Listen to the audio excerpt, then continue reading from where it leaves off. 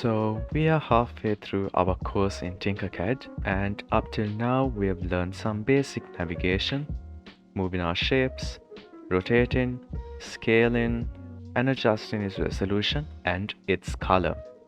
In this lesson we will be learning how to duplicate objects and about the group and whole function and how it can be used to make even more complex shapes that we can use in our project.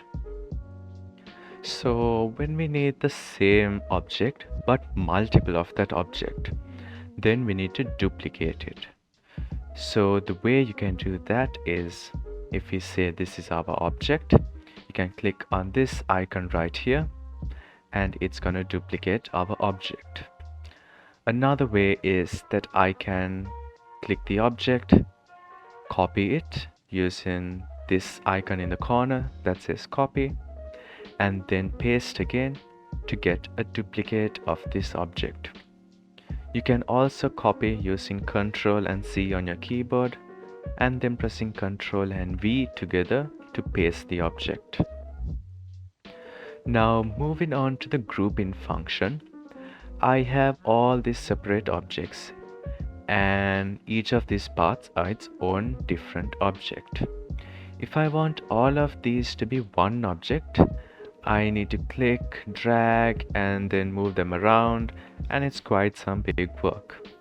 So what if I just want them to be one single object?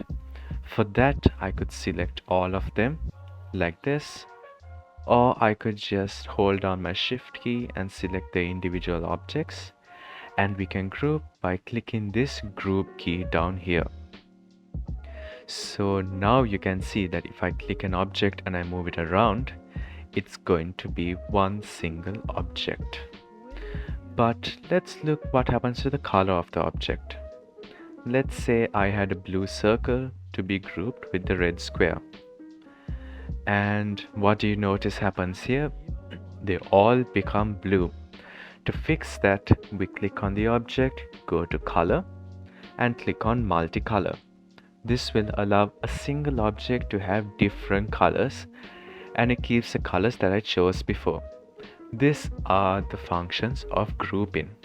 Now I want to show you a different use of grouping to make wholes. So you would have noticed that up till here next to solid, we have this function called wholes. But how do we use it? So let's say that I have flat object right here and I want to cut a hole in the middle. For that we choose the shape that we want to cut. We take the custom shape out and we place it where we want it to be cut as a hole, and we convert that into a hole by clicking hole.